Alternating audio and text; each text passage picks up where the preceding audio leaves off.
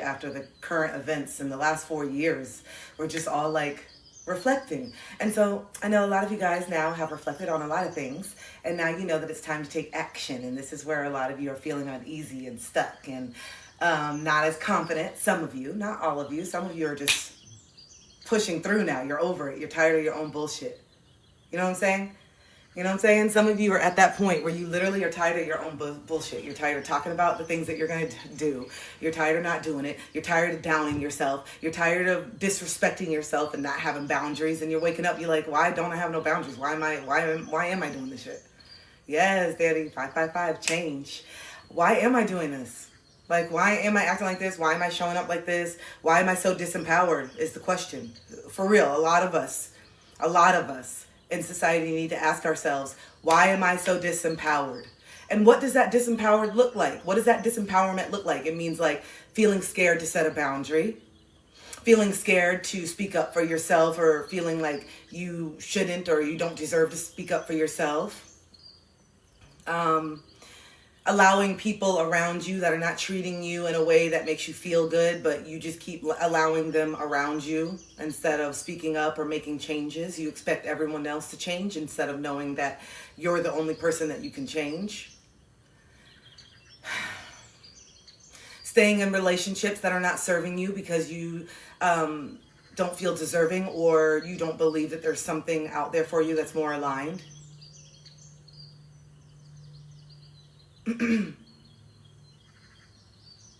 Not knowing your worth financially and doing a job that is not paying you to actually live a life that you desire, but not really thinking outside of the box or thinking that there's any other option and settling for this life. That is a disempowerment.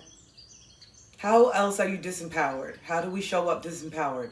When we're still living a life for our parents, still doing things that we know or they are going to approve of, still saying things and behaving in a way that, our parents are going to, approve of, and being scared to hurt our parents' feelings, even if it means honoring ourselves. I just posted about this today, self-love, uncomfortable truths about self-love, because a lot of people think that self-love is just taking a bubble bath and getting your nails done. No, self-love is letting go of people that you thought would be in your life forever. Self-love is saying no when everything in your being is telling you to say yes, and if you don't say yes, you're a bad person. Self-love is letting go of friendships, people that you said that they were going to be in your wedding. You guys have planned this for years, and now you realize and you've opened your eyes that this person really is not for you. And instead of ignoring it and feeling pain and energy is being sucked dry every time you're around this person, you decide to be honest and let go of that person.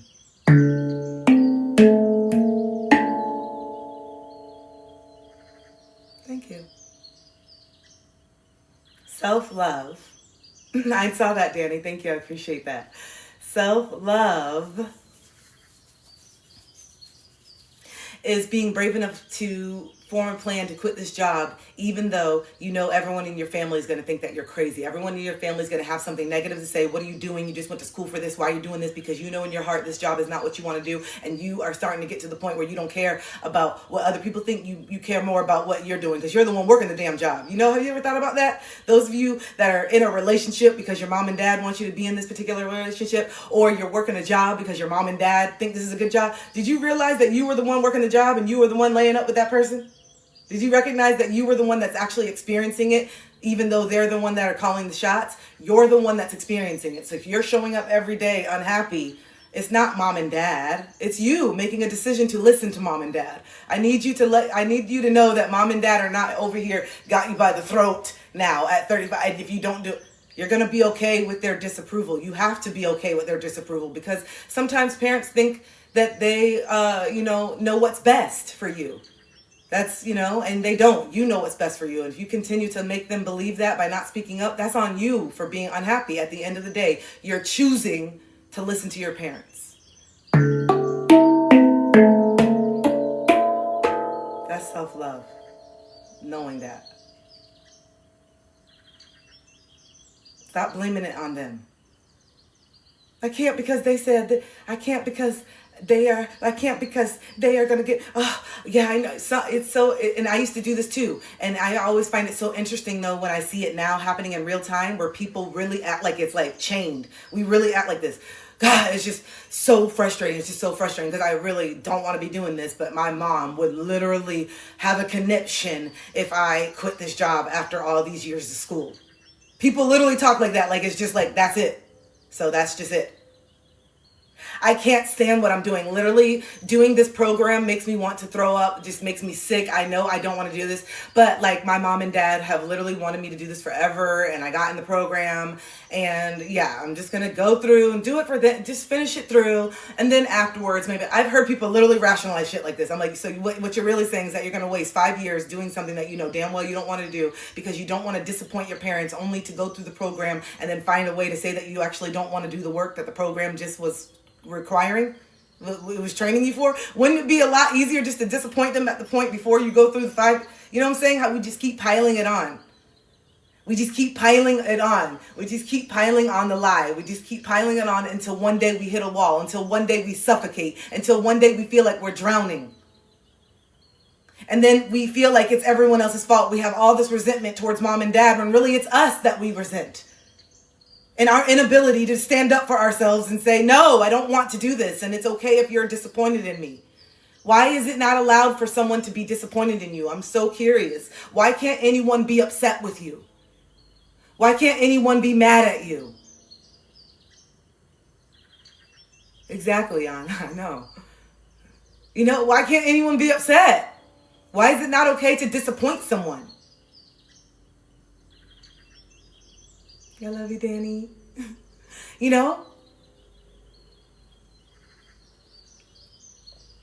You know what? When is it going to be more uncomfortable for you to stay silent about how you truly feel than to keep following along, doing what you think you need to do to appease everybody else? When is it going to get louder in here? Because I know mine was in 2021 when I hit the wall and it was too loud. I felt like I was hearing voice. I literally was looking up something, but it was just my own inner voice was so loud. And what was happening was just so painful that I had no choice but to be like, damn, okay, let me just hear. Maybe let me just listen to this shit for a second. I keep trying to avoid this intuition. I keep trying to close this out because I don't want to hear it because it's saying things that are not in alignment with what I think I want. It's saying things, my intuition is saying things that are not in alignment with what my wounding wants. My intuition is saying things that's not in alignment with what my trauma wants. So I don't like that shit. So I'm going to gaslight myself. I'm going to be like, no, this is not, no, because it's this. And I'm going to talk myself into why this is really the person. Or I'm going to talk myself into why I need to stay here and this and that and why this and that and this and this and that. Because it's all rooted in fear, that trauma. The trauma is rooted in fear. So of course, all of the solutions are going to be things that are abandoning yourself out of fear. So when you wake up to that, it feels a lot better to blame other people. Once you start to wake up to that, at first it feels a lot better to blame other people. Oh my gosh, you guys tricked me. Oh my gosh, I can't believe this. You don't blah, blah, blah. You don't know who I am. You don't value me. No, you don't know who you are. You don't value you. You don't respect you. You didn't love you. Because why didn't you think that you had a choice?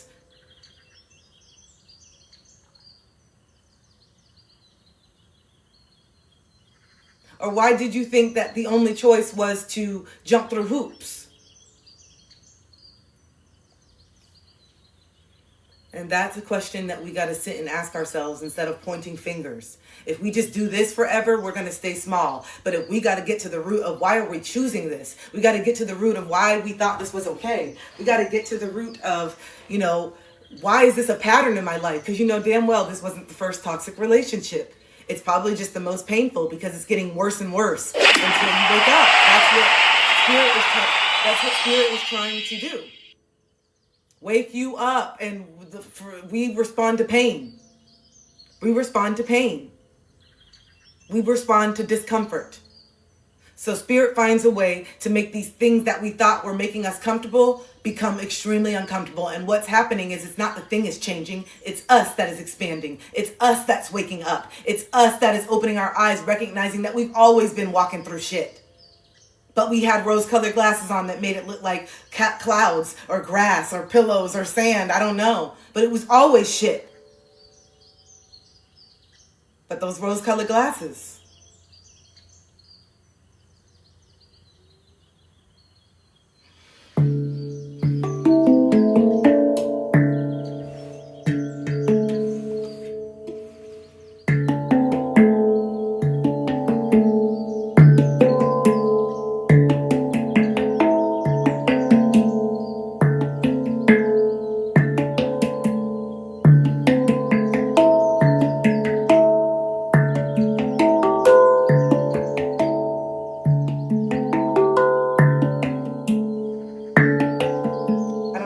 One day I just stopped using the things, and I was like, I'm just gonna believe in myself that I can do this. And then I just started playing a lot better.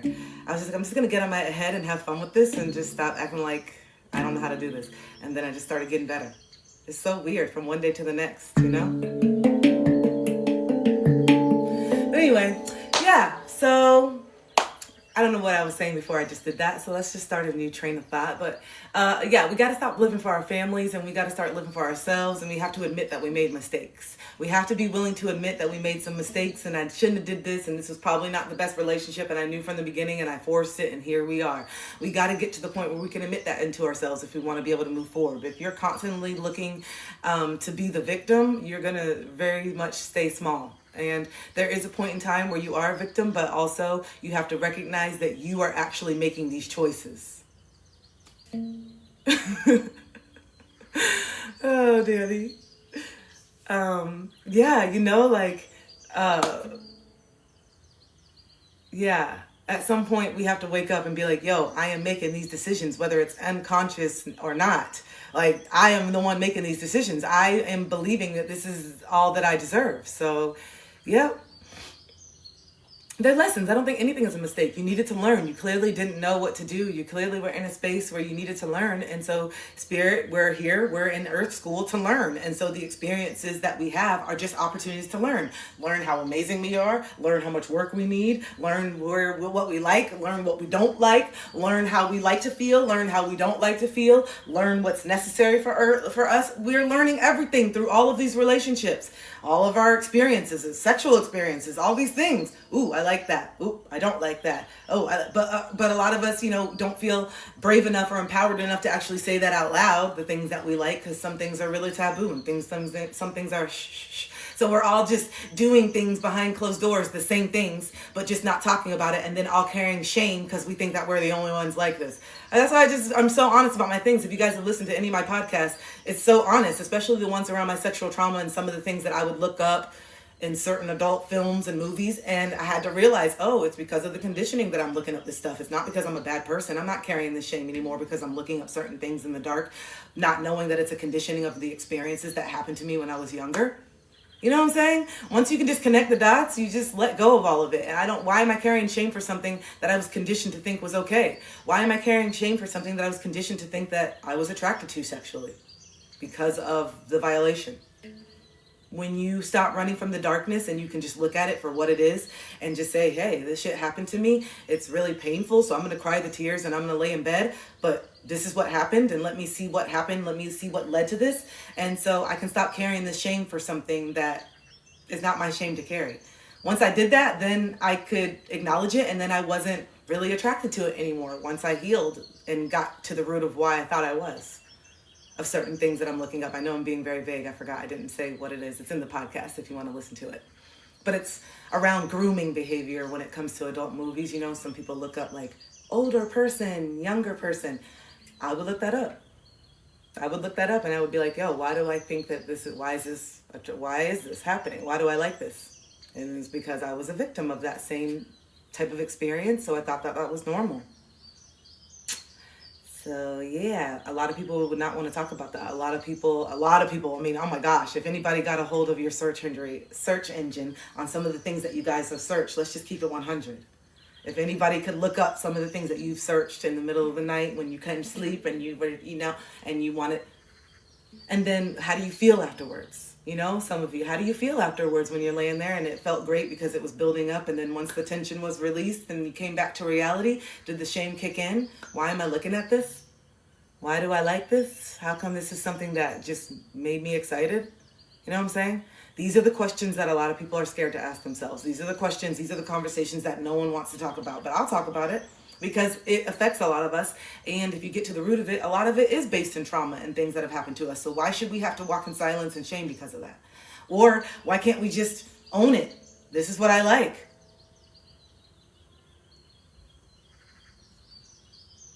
Why does it have to be normal in order for it to be acceptable? And why can't we understand that there's a lot of things that are happening behind closed doors that people are projecting and judging people for every single day? You know, we see on the stage. Yeah, because there's an image of what we see. There's a stereotype of what we have in society. This person is honest. This person is trustworthy. This person is garbage. This person is not good. But if you actually have had a conversation with someone who's homeless, you'll see that they're some of the most real fucking people that you've ever met and most kind-hearted.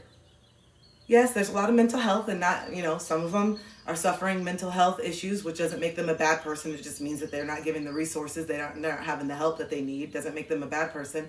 But a lot of the homeless people that I've talked to have some of the most kind hearts.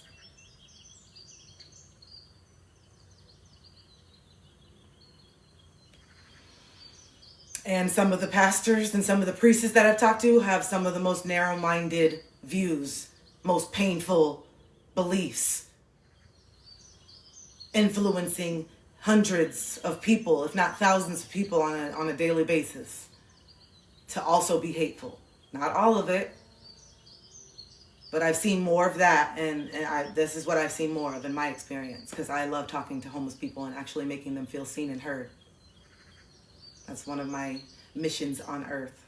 Once I get my 400 billion, just know there will be no world hunger. Okay?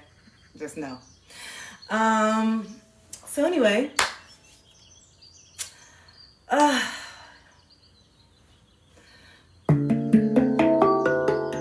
guys, what are you doing creative? What's going on? Because like the creativeness is starting to come back, and you know that the creativeness is going to be a big part of your healing. You've been like missing that part because you've been so bogged down by like adulting these last few years and trying to survive that you forgot the very things that make you happy. Hi Hannah. The things that make you happy, the things that just bring you joy, the creativity that you like to do that doesn't need to yield any type of money or result. When you used to just like to make art just to make art for nothing. You are missing that. You need that, babe. This is something that needs to come back in and that your soul is crying out for. And I'm here to tell you that you can actually make a living using that. So then, what are the odds? How would this sound? You are doing something creative that you love at your terms, that you feel and that you believe in. You're also expressing yourself and talking about your testimony and helping other people, heal by just being yourself, and you get paid to do that. How does that sound? You get to make a living and recognize, like back in the day when we used to be able to just trade with our farmers and say, hey, I have a bushel of apples. Can I have some of that hay over here? And then they're like, all right, let's trade. Well, your gifts and your testimony and your authenticity and helping other people and your art is something that's worth trading. In our society, we trade with something called dollar bills. That's just what it's called. Don't put so much pressure on it. Don't put so much emphasis on it. It's just something, energy, and it's called money in our society. Okay, instead of apples, it's just I love you. It's just instead of apples, it's just something called dollars. Don't put so much like weight on it though. All right, because you put so much weight on it instead of just letting it flow. And when you put so much weight in it, it causes a block. All right. So just let it flow, and it needs to come from a place of truth. That's how it flows. So it's really hard for your money to flow when it's not coming from a place of truth. And so you're forcing it. Okay. And so a lot of you feel like you're forcing it. And this is why you get upset. And then every time, a lot of times, especially those of you that are still in that corporate America structure, the Fortune 500, because not all corporate businesses are bad. But in those Fortune 500 ones, a lot of you just are so tired of over and over getting that 5-cent raise, not even less than a 1%, fighting for your life, working 80 hours a week for 1%, something that's not even changing your life or making a big difference. But your life has been changed from all the hours that you spent away from your family, away from yourself, doing something that you're not even passionate about. You know damn well this is not something that you'd want to do 30 years from now. Meanwhile, we're not really sitting down and making an action plan. This is because we don't believe that we can make money in infinite ways. We believe in the system that they have conditioned us to believe in. And now we are trying to break out of that. And to break out of that takes courage, because everyone collectively is following suit. And so a few 5% of us are here that are supposed to be breaking the mold. It's not that much. So you don't have a lot of people around you being the example of chasing your dreams and doing things out of the norm. You have way more people showing you that it's easier just to follow along with the crowd. And I'll be the first one to say, sometimes I feel like they're right, especially when I'm going through my moments of discouragement with this whole entrepreneurship. There's times where I'm like, fuck it, I want to go back to corporate America. I see all my friends going on trips and doing shopping sprees because they know their money comes every 2 weeks and they get this salary and everything's filtered in and there's that. But, you know, whatever, we all have to pay our price, so we all have there's pros and cons, right? And so I'm choosing living life on my terms, but at the expense of not being able to just pick up and fly to Paris tomorrow like I used to. Right now. That's the caveat. Right now. I'm not going to be in this position forever. It's temporary. I'm learning and unlearning things. There's a reason why I'm hitting certain lows when it comes to my finances. There's a reason why I'm going through hell and catching through some of this shit, because I have not been empowered financially. I still have money wounds that I'm healing, and I can't learn in a place of just being given everything, because then once I get the millions rolling into my account, I'm going to do the same shit that I always did and that people before me done. Spend it, not invest it, or hold on to it, be scared of it. There's a lot of ways that money wounds have manifested in my lineage, in my generation. No trauma. And so I got to be broken down. I have to be brought to the bottom so I can see, oh shit, like stop being scared of this, learn how to do this. I got to get this. You got to be organized. Okay? Got to invest in accountants. Got to get book cleaning. These billionaires, these millionaires are not over here making money just not with no system. I'm sorry. Your favorite TikTokers that are making millions of dollars, they got teams and bookkeepings and managements and all these things. They're not just, it's all over the place. You got to be organized. And I'm learning that. Okay? And so I couldn't learn that until things got real thin in my financial thing to help me look at it. Oh, damn, I really am spending stuff here, because now I care more about money than I had. When it was just flowing in, I was just spending it. I don't care. Waste it. Waste the food. Who cares? Oh, I just spent $200 on groceries. I got another $2,000 coming in 2 weeks, and I'll budget and I'll do it. Okay, yeah, let's just go out to eat. Fuck it. I'll just throw it away. That's how I was. I was wasting food so much. I was just going out to eat, doing it because I had it. It was coming in. And then God was like, the Spirit was like, no, we got to humble you. You need to really feel this shit for a second. You need to see.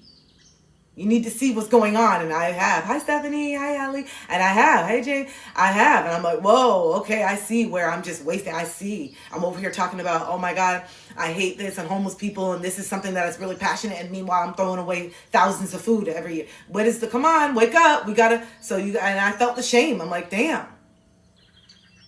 I don't, I got to get real with myself. The hypocrisy. Capitalism, it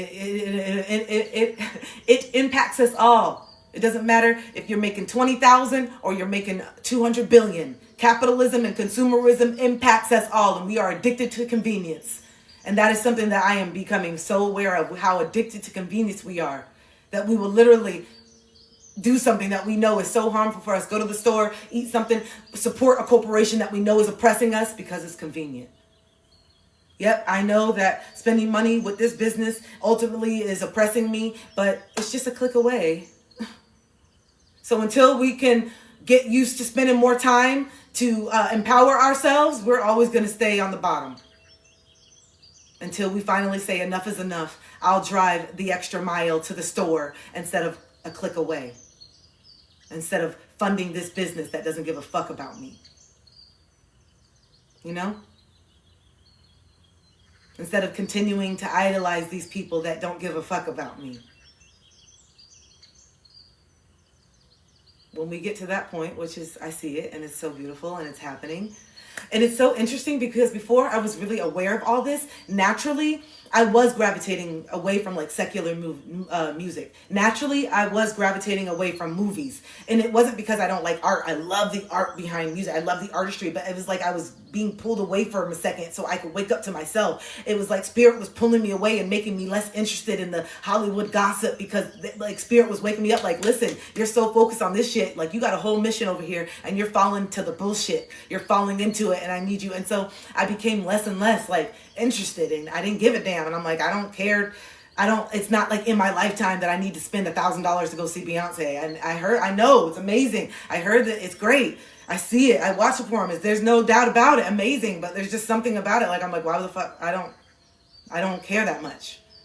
And I used to feel bad that I didn't care. I used to feel bad. Like, what's wrong with me? Everybody's saying, oh, I can't wait to go to this. Are you going to? Everybody's talking about the Taylor Swift. And I used to feel bad to be like, I don't give a fuck. But now I don't. Because they're just people. Like you and I. It's us that makes them powerful. It's us that gives them all the money while we're over here barely deciding between gas and groceries. They're over here deciding between Spain and Barcelona, bitch. But people are literally defending them and jumping in the comments and doing it down like it's their job. Use that energy to build something for yourself, babe. Okay? Because all these celebrities continue to do is take. Tone deaf as fuck. And we allow them. It's not them. It's us.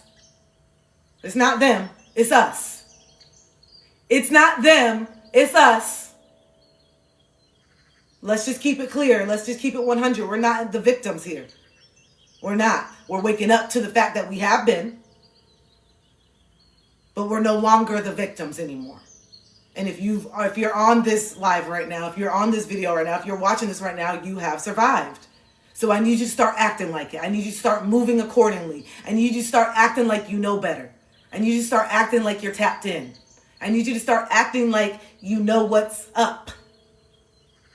These spiritual gifts that are becoming stronger and stronger is for a reason. The fact that you're feeling like the telepathy and all this stuff is just happening and the intuition is just fire and it's just like the coincidences and all the stuff. Nah, you are just tapping in more and more and you're seeing it, and stop fighting it, because some of the stuff that you're seeing is not comfortable. I know. Some of the things that you're starting to pick up on is a little scary. Some of the things that you're starting to know and have this ominous foresight feeling of what's to come, especially in the US in the next 4 years. You're not wrong. I feel it too. Just because you're not talking about it doesn't mean it's not. It's the feeling. It's the intuition.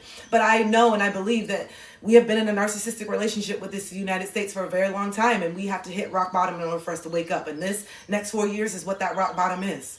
And those of you who know, those of you that move accordingly, those of you that are tapped in, I really hope that you start using what you know to your advantage instead of following along like everyone else, just leading off the cliff. Literally, just sheep falling off the cliff. Everybody's just walking. I hope that you turn around and say, what the fuck are we doing? I hope that you don't watch it happen and then when we get there say, oh my God, how did this happen? Bitch, you knew. You are tapped in. You've been having it. You just didn't want to believe it. You're tapped in because you wouldn't even made it to this live if you weren't. It wouldn't resonate with you. You would have already clicked off because you would have been like, what the hell is she saying? Oh, just another woo-woo spiritualist. Oh, just another someone talking about something evil or whatever. No, but you know exactly what I'm talking about. You do. And you know that it's your duty, you know that it's your role to start speaking about it. You know that it's your role to start bringing it up and talking about it and sharing what you know. But that takes courage, because a lot of people are going to be against what you have to say. A lot of people are not going to think that this and that. And a lot of people are going to think that you're crazy. How could you know this? Da, da, da, da, da. But you got to be brave enough to not give a damn.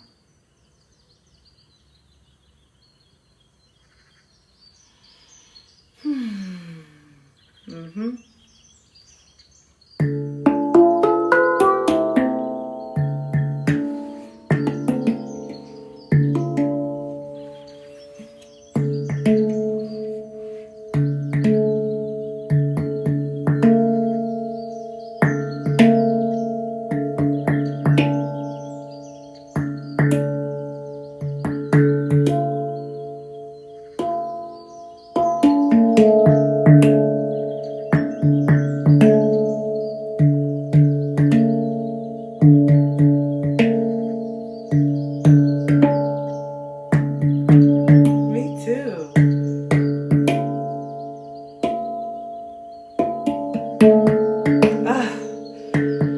I love just being able to create. Like, look, you just made a song real quick. You see how easy it is? Like, you don't even have to just get out of your head. And then just make sure you got stuff recording. That's one thing that I realized. I need to walk around with a recorder in my pocket because I'll be coming up with fire stuff. And then I'm like, I need a recorder. I just need this is why the house that I'm manifesting, my dream house where my kids will be raised and the family and all the things, it's going to have a studio in it. It's called a hand pan. I'm going to have a studio in my house because I know how creative of a person that I am. And I know that I'm really creative at like 3 and 4 in the morning. And so if I could just go downstairs and have my studio and have it set up perfect for my type of influence, fire. I'm going to be able to create and produce and put out fire all the time whenever I want to. And then it's also going to double as a podcast studio. And then it's also going to double as a multi-purpose, just everything, anything art. How can someone transmute their emotions in the moment when choosing to behave different? Yeah, I think that's what it is. By choosing to behave different is how you transmute your emotions in that moment. By choosing to show up more authentic. By choosing to do something that you that feels uncomfortable. So if it feels uncomfortable to retreat, if it feels uncomfortable to retreat, and the way to transmute the energy of avoidance, the way to transmute that low vibrational energy of avoidance is to not retreat and stand firm in the moment when we want to run. You know what I'm saying? It's to stand firm in the moment. So we are transmuting that fear into courage every single second that we stay in our truth, every single second that we stay present in our bodies and we don't leave. Because when we avoid and when we shut down, that's dissociation. That's what our body does to protect ourselves from some perceived danger. So some of us perceive an actual conversation as dangerous. Some of us perceive having a conversation with somebody as dangerous because in the past, having conversations was dangerous. We were shut down. We were abused. We were yelled at. In our society, we're judged for having conversations. So yeah, a lot of us believe that having conversations are not safe. And so when we believe that, we retreat. But until we reprogram and say, no, I'm safe within myself because no matter what this person says, no matter how this person shows up, I'm still going to stay in my frame. I'm still going to stay present in my body. So just because this person may gaslight me, just like my dad did for all these years, I'm not gonna fall victim to that anymore because I know who I am and I know what I'm feeling, and you can't tell me what I'm feeling because I've done the work to stay present in my body now. This is when conversations no longer become scary. This is when conversations no longer become this anxious thing that we have to do. Oh my gosh. But at first it is, because it's something that you've been conditioned to believe is scary. It is dangerous. You believe that these conversations are just as dangerous as being chased by a lion. Your brain doesn't know the difference between, oh, this is an emotional threat versus an actual physical threat. Your brain just knows threat. This is why some of us go into actual physical, we have physical responses, right? I know I do. When it was time for me to have a scary conversation or a conversation with somebody that was intimidating or had the same energy as my dad, I would start sweating from my armpits first. Like not a normal sweat, like I've been out working out, like drenched, like just falling down like rain, coming down the armpit. It would come down the white sweat from my deodorant being mixed in. Do you know what I'm talking about? I'm getting real as fuck right now. Like the deodorant white line that would go down because I had deodorant in the sweat. That kind of profuse sweating. Then I would usually stutter. Oh, and before I'm doing all this, I don't know if this is like an autism thing or ADHD thing, but I'm already rehearsing the conversation hundreds of times in my head. I'm arguing with you. I'm already like fighting back and cussing you out just in case you gaslight me. I'm having these conversations out loud way before I even actually do it in person. So I don't know. Yeah, I'm doing that for sure. Over and over. So before I even get to that, and like I'm literally getting mad in the car and cussing them out because I'm like having a conversation like, what if they gaslight me? This is what I'm going to say. And I literally am getting mad, and then sometimes I have to be like, oh wait, it's not happening right now. Calm down. You know, that actually happens a lot. I have these random conversations all the time. Like, what if someone said this is what I'm going to say. And I think it's me like reinventing a lot of disempowering situations that I've had in my life, and now I'm cussing people out. I feel like I'm like healing in the 5D. It's really weird. It's kind of like that's a side conversation. But I think I'm doing that. I have like these conversations where I'll just like come up with these angry scenarios that are not even real. Like they're not real. Like there's nothing's even happening. The person didn't even say that. But if they did, this is what the fuck I would say. And then I'm like, why am I doing that though? Anyway, ADHD. What was I saying? Yeah, projecting myself. Yeah, protecting myself. What was I saying before that, though? What was the point that I was making? I went off on a tangent, and I knew when I did it that I was going to forget the original conversation, but I said I really want to talk about this, so I said, whatever.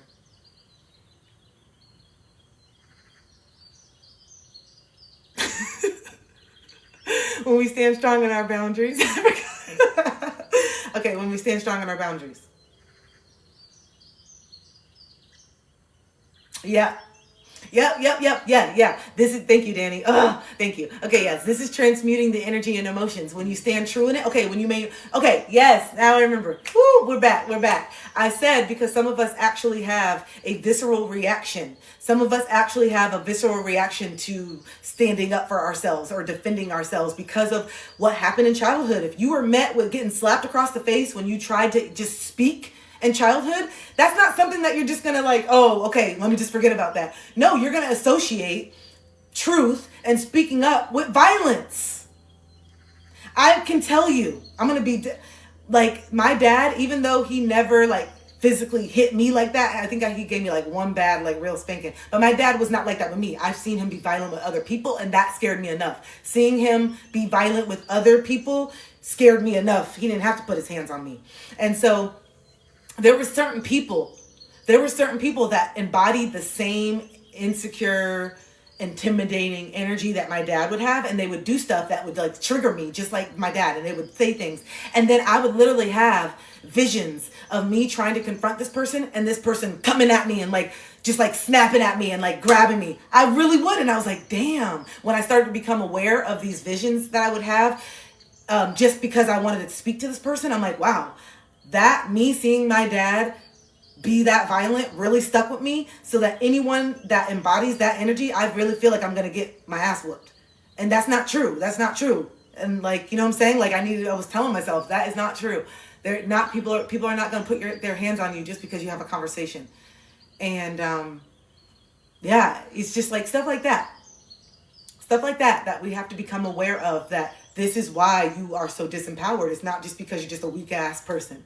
Like you keep telling yourself you're just weak and you start feeling so much shame. Why can't I just speak up for myself? Why is it so hard for me to speak boundaries? Well, let's go a little bit deeper. When you tried to, what point in childhood where you tried to set a boundary and that shit was shut down?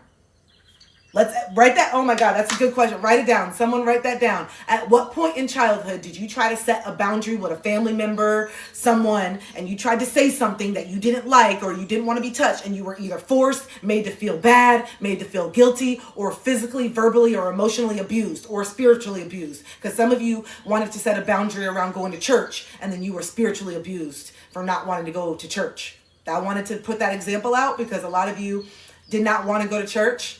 And that's a boundary that you should have had. And then they spiritually abused you by making you, fear-mongering you, or saying that you're probably going to go to hell or something that happened. That's a form of abuse as well. So I just wanted to throw that out there. So write that question down and say, yo, where did I try to set a boundary in childhood and then I was shut down? And then ask yourself, maybe this is why I feel scared to set boundaries now. It's not rocket science when you actually just look at it. Well, this happened in childhood, and since these are my formative years, and since this happened between the ages of this and this, I formed an idea and a belief and a fear, and now I have to see it through my adult eyes because I'm still seeing the world through my disempowered little child eyes. This is why I can't get out of this toxic cycle of always being the victim, because I'm seeing it through my inner child eyes, and my inner child is the victim, but I'm no longer a child. Now it's time for me to bring the inner child into safety and say, I'm going to protect you now by no longer allowing you to call the shots. You knew we have to stop choosing the same people over and over because your inner child wants you to save them. You have to say, hey, inner child, I know that you want to save everybody because you have this deep trauma that we're still trying to heal, but I'm here to help you. I'm here. Hi, Dexter. I'm here to help you now. And I know that you feel bad for not wanting to hang on to this person. I know that you feel like you're a bad person, but I'm here to help you reprogram that choosing yourself is not bad and that we can never save anyone. This person has to save themselves. What we are doing is setting ourselves up for another traumatic experience is what we're doing because we are identifying with our pain. That's what we're doing, but we're going to tie it with a bow and call it white knight syndrome. We're going to package it all up with a nice white bow and say, I'm trying to save them. And we're going to package this trauma that we're about to step into with a nice little white bow and be the martyr. It's going to be martyr. That's what we are going to be. And so we're going to justify the fact that we are just perpetuating another cycle. That's all. That's all. That's all. How does being forced to ignore a boundary as a child impact my ability to enforce boundaries as an adult?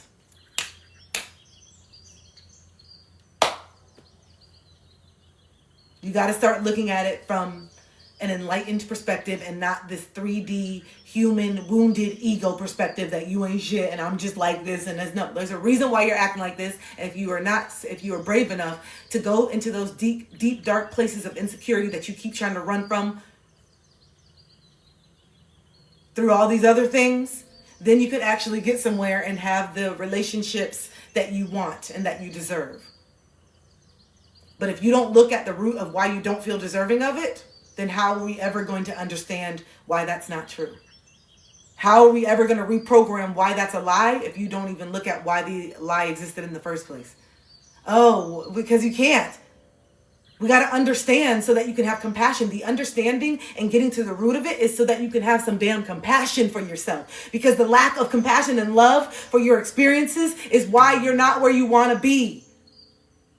You constantly ridicule and shame yourself. And when you have deep-rooted shame, even if you're not consciously aware of the shame equals I'm not deserving. So when you're carrying shame and you don't even know why you're carrying the shame and you're not willing to look at that shame, then your body is just transmuting an energy of I'm not deserving, but you don't even know why. But you're just doing these patterns unconsciously. But now that you're waking up, ignorance is no longer bliss. You know that you're doing shit that you shouldn't be doing now. You're not just in this relationship kind of having some awareness. No, it's open and you see that you're walking through these patterns again and again. This is the whole point of waking up. You see that you're doing it over and over. And now, instead of blaming other people, you're like, why the fuck am I doing this? That's where we want you to be. Instead of blaming everybody else, we want you to get to the point of saying, why the fuck am I doing this? Woo! When you can ask that, yes, when you can ask that, when you can ask that, when you can ask that, when you can ask that, when you can ask that, we getting somewhere, bitch. I need you to get to the point of finally wanting to ask, why the fuck am I doing this? Then we can get somewhere. Okay, let me tell you, shit. As soon as you ask that, hold my beer. The spirit guides are over here saying, oh shit, she's seeking for it, shit, because we can't do nothing to that ass, shit, because we can't do nothing to your ass, bitch. Oh shit, she just seeked it, she just said it, she just said, why am I at it? Keep asking the questions, baby, because we gonna give you the answers, baby. Keep asking the questions to let us know that you're actually tapping in, bitch, because you was asleep, bitch, asleep. When I'm talking about sleeping, deep sleep, deep in the sleep. The answers was right here, everywhere. Bells and whistles going off. And you were over here like this. La la la la la la la. Why'd that song come up? What download was that? What song is that? What 90s babies knew that song? Yeah, yeah, yeah, yeah, yeah, yeah, oh, yeah, yeah, oh, yeah, yeah. What song is that? You know that song. Y'all know that song. Gene, I know you know that song. You're a walking musical almanac, okay? What song is that, Gene? Yeah, yeah, yeah. What song is that shit? That's a download. Listen to that. But that's how y'all be acting. That's how we all are acting. Age of innocence. Okay.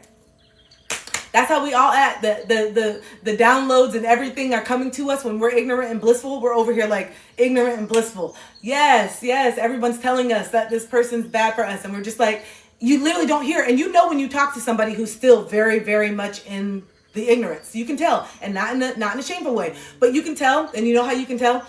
Someone's talking to you about a situation that's very obvious, like you need to leave the situation. It's like very obvious. Yeah, I don't know. It's just they keep doing this and you're just sitting here listening and not judging. We're listening and we're not judging, but you're just also seeing yourself and you're like, bam, this is the kind of shit that I used to say and talk in circles, because they're not trying to convince me. They're trying to convince themselves that this relationship, you know, when you do that and you're trying to convince, you're trying to convince somebody else that this relationship really isn't as bad as it really is. And it's, you know, it's really not as bad, but really you're just trying to convince, they're just trying to convince them, because you're over here like, I'm not in it, baby. I know what you're going through. You don't have to tell me. Just keep doing it. This is why I tell my friends, yo, if I know that you're not ready to leave this. I know that you're not really fed up. You know why? Because you're sitting here and you're telling me these things and you're saying, well, they keep doing this and they keep doing that. And then I give you a very direct answer. Like, well, they're doing this because you're letting them. Like every time that they do this, you forgive them. So it's just a pattern of behavior.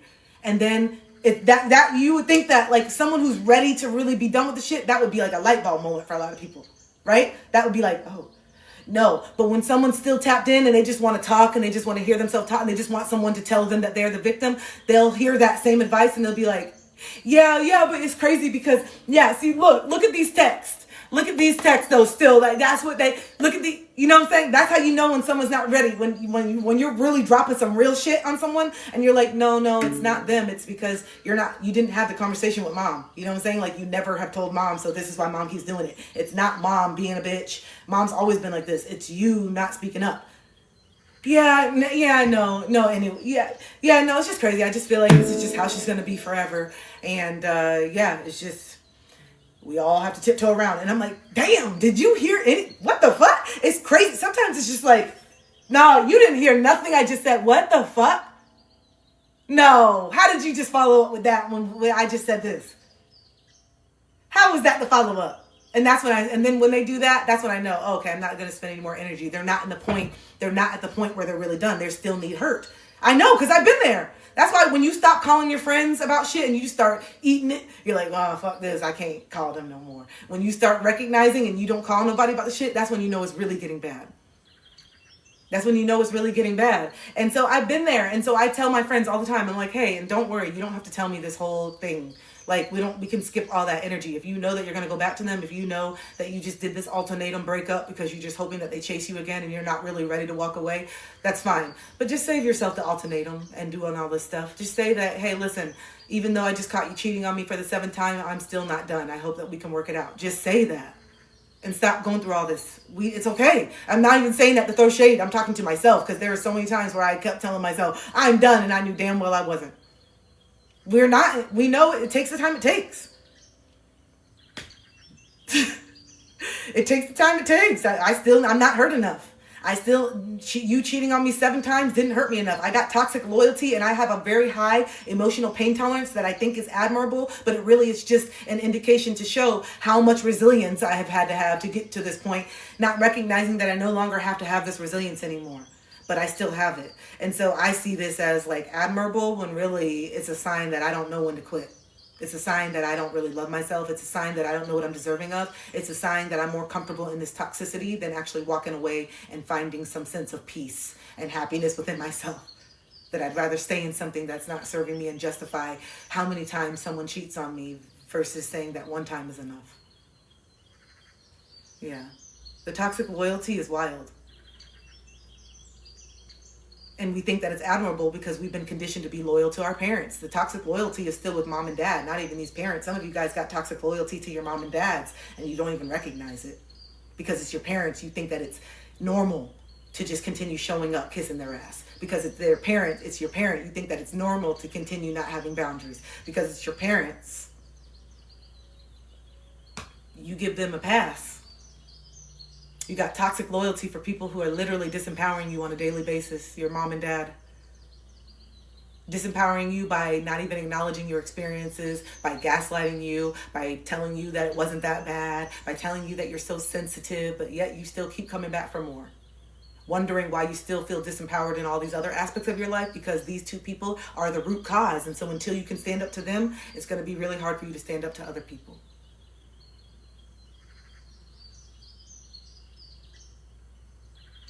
So the root, you got to get to the root, and a lot of it is having conversations. And so maybe these little conversations with the friends and strength and all these weird situations that you found yourself in is leading up and building the courage to talk to mom and dad. Maybe it's the reverse. Maybe you found yourself in a lot of little like situations lately where you've had to speak up, and you're like, damn, I just keep finding myself in these situations where I'm having to speak up for myself. God, what is going on? Every other day someone is trying me, and I know that if I stay quiet, I'm perpetuating the same narrative. But so I have to speak up. It puts us in this really uncomfortable position. Spirit puts us in this really uncomfortable position on this journey to choose the light or the dark. Am I going to choose disempowerment or empowerment? Every day you have a choice, babe. Every day. And it's okay if you choose disempowerment. Sometimes I do. There are some times where I'm like, I'm ordering a pizza, I'm getting a cake, and I'm gonna do it. And I know that I just told myself that I was trying to eat better, but I don't give a fuck. I want this cake right now. So yeah, I'm gonna eat the poison, I'm gonna eat the sugar, and I'm gonna feel like shit tomorrow. I know. But I want it. I want it. Yeah, we make those choices every single day. You make that choice every time when you text that sneaky link, and you know what's going to happen. You know how they throw your world upside down, and you know that even though it feels so fucking good in the moment, because as toxic does, you know that just opening up that can of worms is going to hurt your spirit. But in that moment, you're feeling such a disconnection from yourself, from source, from whatever, that you're willing to literally hurt yourself in the long run just to have some temporary dopamine. That's how low some of us feel, and we choose that darkness. Yep, call them over, knowing damn well that this is not someone that deserves to even fucking breathe the same air based on some of the things that they've done to you, especially, you know what I'm saying? But we still give it up because we think that that's still some source of power or whatever. No, that's us. That's us. We need to wake up that this is the most disempowering shit that a lot of us do. You know? So, yeah. What else? What other downloads? You guys want to do some cards now? Let's do a few cards. With my boots. I feel so cute. My family knows me. You guys, I made candles for my family yesterday, and it was so beautiful. And I'm just starting a new tradition, even though I don't have any kids yet or anything. I'm starting a new tradition where we are going to make our gifts every single year. I made candles and different ones with different intentions and oils, and I put Palo Santo. They were so beautiful. I need to post a picture on my story. But I am making gifts now, and so I want to do it with my kids, where we start 2 weeks before Christmas, and we start making our candles, and we start making different things, and then we wrap it, and we give little gift sets to our friends of stuff that we made, and it's just something that resonates more with me. So I started that tradition this year with my family, and even though it was really hard because my nieces, they still gave me stuff and got stuff that I know probably cost more than me making the candles, I'm really learning that I taught my dad what unconditional love. I have given unconditional love. I deserve unconditional love in return, and I know that my family is not giving me this to get something in return. My family knows where I'm at in life. They believe in me, and they are supporting me in this journey, and they know that once the money flows in, they're not going to have to worry about shit. You know, and that's why, and not that they're doing it because of that, they're doing it because they support me, but I just know, I just can't wait for that moment to be like, hey guys, thank you so much for showing up for me. Thank you so much for helping me with certain bills. Thank you so much for still letting me participate in Christmas when I didn't have stuff to give, and showing me that we really are family. And yeah, you're done paying this mortgage. You're done doing this. I cannot, when I tell you that I have fantasized about this moment since I was little, fantasized about pulling all my family in the living room and making it seem like this big thing, and then being like, check your bank account or check something. I don't know how I'm going to do it, but I have fantasized. And then I'm going to do that with my family first. And then my friends, I'm just going to tell them, all my close friends that have stuck by me, my close friends, I'm going to say, just tell me these next 5 days, I need you to know if you pick what week, and don't ask no questions, and just tell me that you have these 5 days off, and don't ask no fucking questions, and give me your email and your driver's license so I can book everything, and don't ask no questions, and just show up, bitch. You know how much I've been fantasizing to do this? I cannot wait to give back to my community. I can't wait. I cannot wait. So that being said, it's been great, and it's been nice to be poured into, and it's been nice to for people to show up for me, and I've been working through the feelings of feeling like not enough. It made me feel really bad that my nieces that are 11 and 24, younger, I'm the older auntie, right? I should be coming in with all the gifts and the things, but that's just not where I'm at right now, and they know that. And my niece got me this cute candles set, and then my other niece got me these really cute Reebok shoes because she knows I have been conserving and I haven't been shopping a lot, and so she got me something that I really needed, which was like, whoa. She's like, here, I know you've been talking about you need some sneakers, auntie, and here you go. And then my sister got me this, and she's getting my hair done for me as my present because they know I've been wanting to get my hair done, but that's not like a priority. So she's like, here for your birthday, let me get your hair done. So they've been doing these things like this, and it's just like so humbling. And then, I made the candles, and while I was making the candles, I felt so good because I was pouring my love into it, and they're beautiful. I got to show you guys the picture. But then when I got there, all of a sudden I just felt like shit. When I got there, and they were like, oh, and they all got like 2 candles, and they were really beautiful, and they're like, oh, it's so nice, and they were being really kind. They're like, I love it. This, all of a sudden, my ego, they're like, I was like, the dialogue was like, you're such a shitty person. You could have like tried to get them something more. Like, you made these candles. Look, your own aunt, your own niece who's 11 years old, she even got you something. And like, you get like all these thoughts started going in, and I was just like, I want to go home.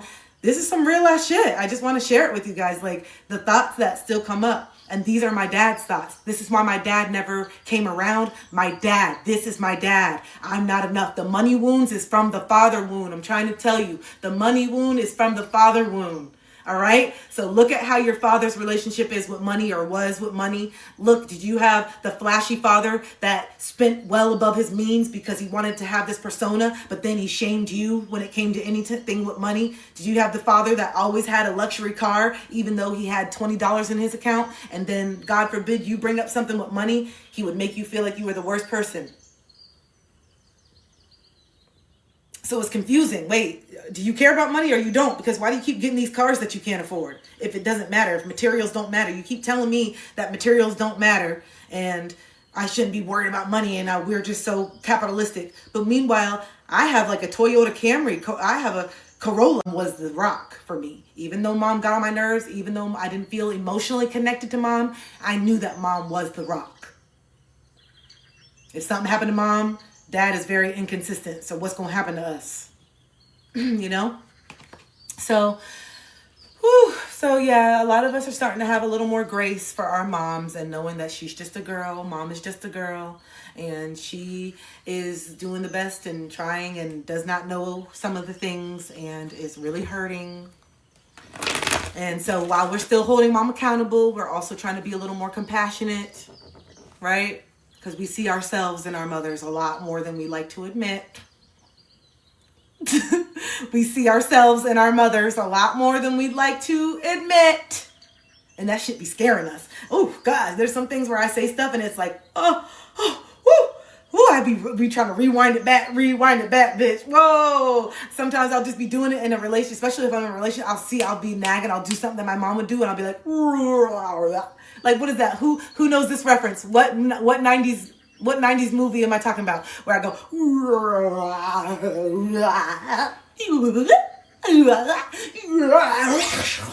what's that from? What's that from? Don't leave me out here. Thank you. I knew y'all get it. Just like that.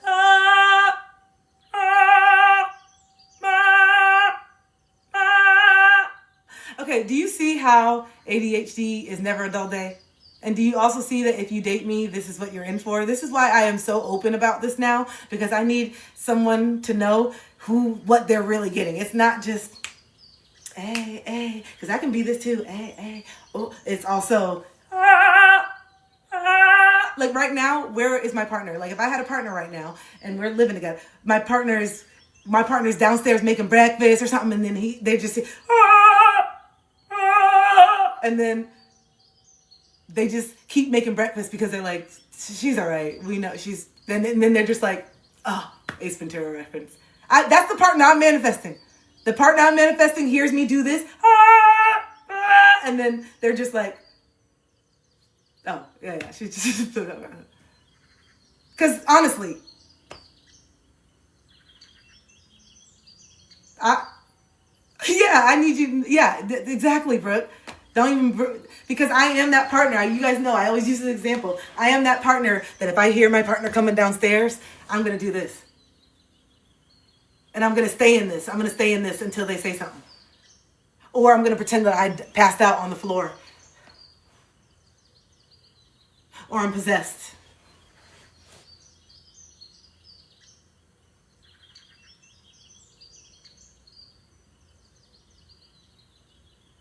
You know, see? You see? You thought I need, and then when they're walking downstairs, I need them to just be like, babe, come on, we have to go. Come on, we have somewhere to go, for real. Or do it with me. I don't know.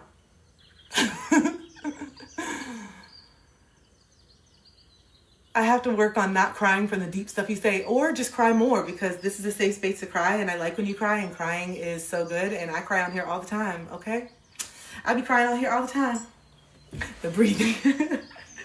Yeah, oh yeah. See, look, I was getting ready to do this. Do you see? I want you guys to really see what it's like in my brain on a daily basis. Look at all the topics that we just went through. Melinda, the inner child is coming out. When you're healing, the conscious adult is the child who survived. And my child survived. And you guys see me keep doing this because I want the hat to look like this. Do you see me keep doing this? I will keep doing it the entire time because I like the outfit with the hat looking like this. This is also like, I think, an ADHD or like, I like the outfit with the hat like this. So you see what I'm saying? I'm going to keep, you see how I'm going to keep doing it. I'm going to spray it with hairspray next time, but I'm going to keep doing this.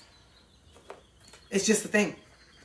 I'm really recognizing all of my little quirks, all of my little stems, I'm recognizing all the little things that I do that really dysregulate me. Like when my hands are really sticky and dirty, very dysregulating. I was making those candles, and when the wax got all over my hands, I could not even continue. I couldn't like push through it, nothing. When my hands got sticky like that with that particular texture, I've also recognized textures. Wow. Hi, Andre. Textures. This is why I don't like a lot of certain foods. And I don't even want to try it. It's because it looks like mushrooms is a big one. The texture of how mushrooms looks disgusting to me. It looks like a slug. And so because of that, I don't even want to try it, and I don't feel like I'm missing out, and I don't want you to make it into a hamburger, and I don't want you to make it into some chicken. I don't want to. Thank you. I want you to stop asking me to try it. That's what I want. Thanks. All right. Oh, I like this. Okay. So, your purpose, all right? Your purpose is coming in. Your purpose is coming in, and not coming in, but you are waking up more and more to it, and you're recognizing that you actually do have a purpose.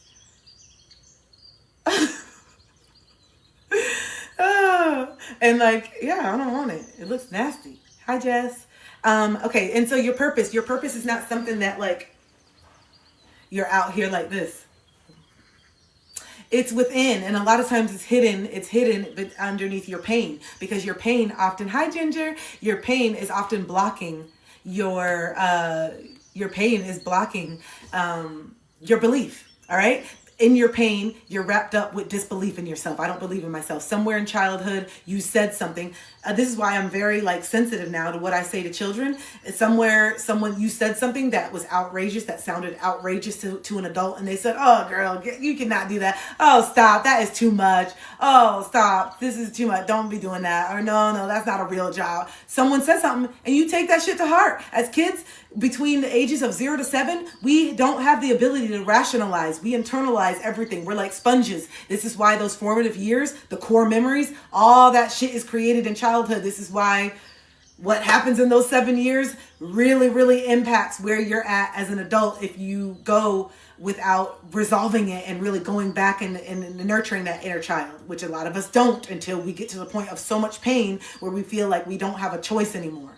And so then a lot of us feel so disconnected from that inner self, from ourselves. And so we're walking around and we're doing the thing that society told us to do and working in these jobs. And some of us are making decent money and we're paying our bills, but we are so incredibly lonely. We are so incredibly unhappy, even if we're in relationships, because it's not the fact that we're lonely for someone outside of ourselves. Who we're lonely for is us. The part of us that used to just dance, the part of us that used to create, the part of us that had their own opinion before we got in trouble for doing so, the part of us that remembered life before it was heavy, the part of us that remembered themselves before they started feeling like they weren't enough. That's who we miss. The confident versions, the confident children that we used to be. That's what we miss. At least that's what I miss. And this is why you guys say, oh, you're so youthful. And I know you feel like my confidence and how I'm just so easily speaking about everything without worrying about the insecurity. It's because that's who I was before the world, school, society, my parents got a hold of me.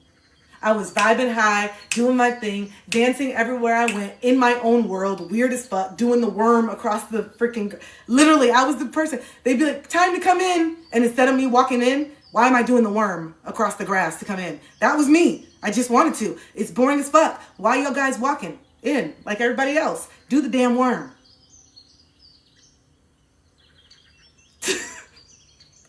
I liked it. And then I got in trouble for doing it. And just walk, girl, just walk. God, can't you just walk? Fine. Okay, yes, I'll just walk. But I don't know why me doing this is hurting you. It's just making you uncomfortable. Let me do me. I'm not touching nobody. I'm not doing anything. By walking like this, Mom, I'm making you uncomfortable because you are conditioned to conform to society and I am still too young and I'm not conformed yet. And what you're doing is conforming me. I'm embarrassing you because you're not true to yourself. I'm embarrassing you because you're stunted. That is why a lot of parents get so embarrassed by their kids. It's because they don't allow themselves to just be out. They want to fall into society's rules and they're conditioning their kids too and apologizing. Who cares? They're crying. It's a kid. Stop apologizing.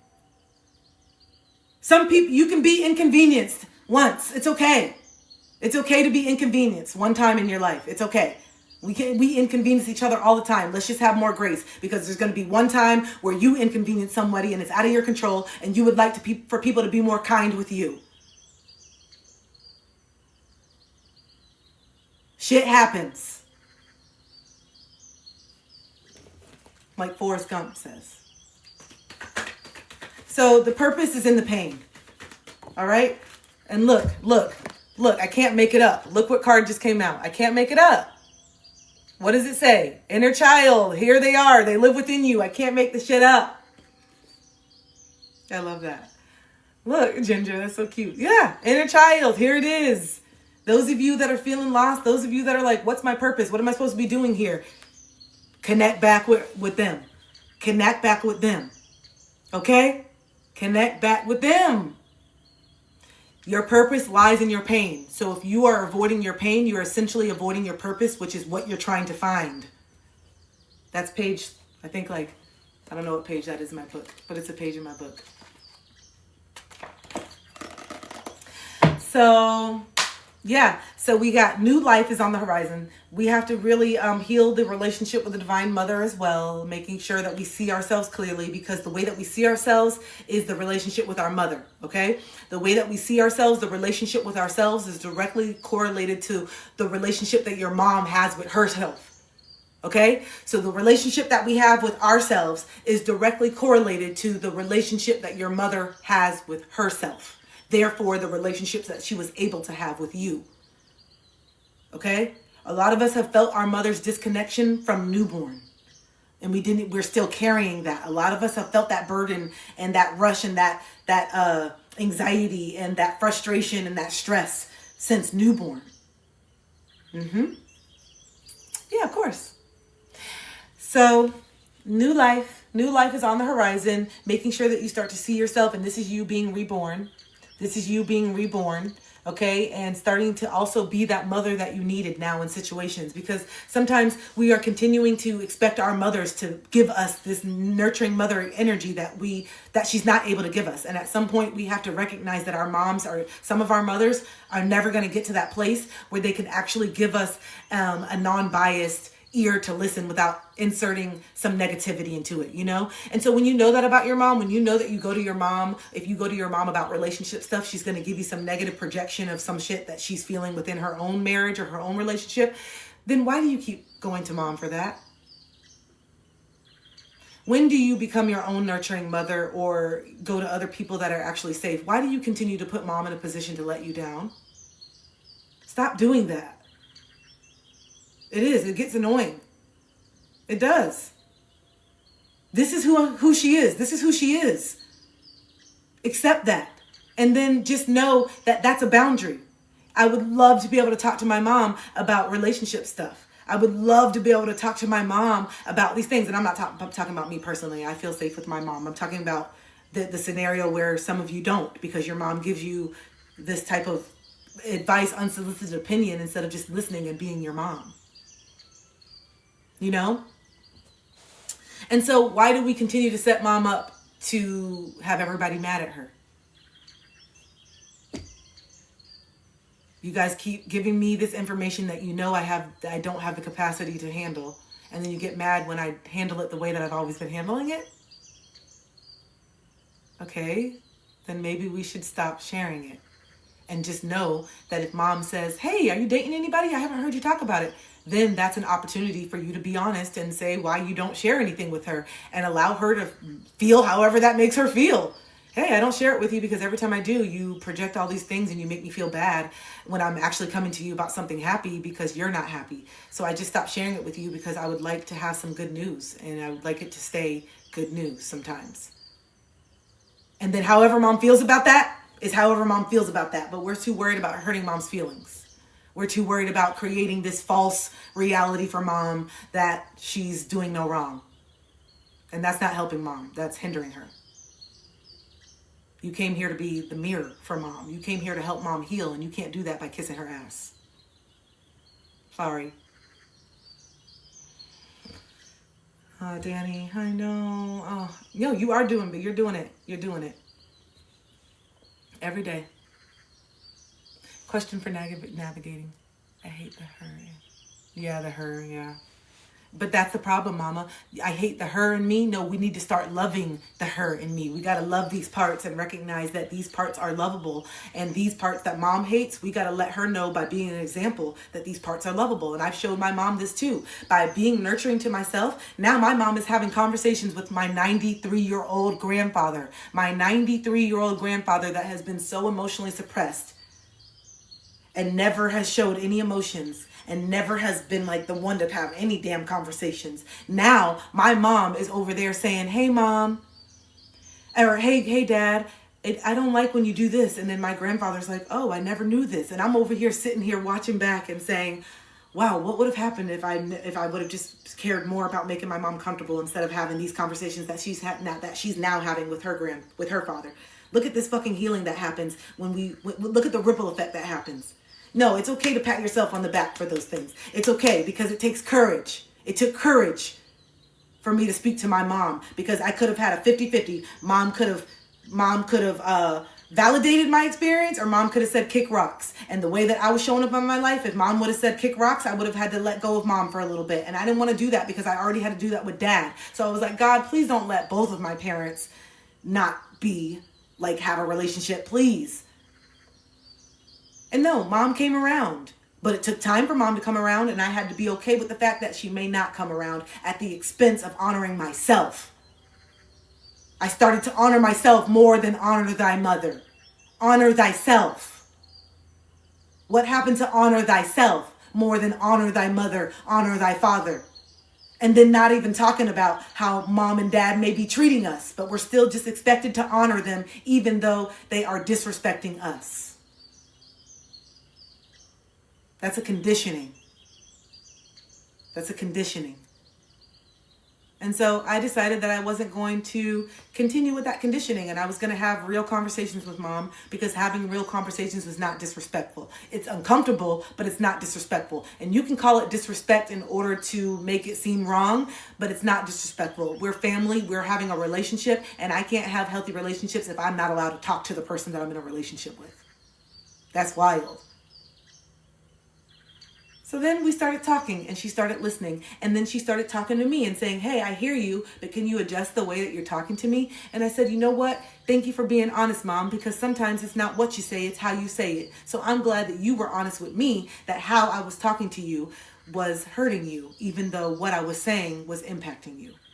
And then that just helped me learn that I need to be more gentle and I need to be more tender sometimes with certain people. You see, we can learn from each other when we're not scared of being honest.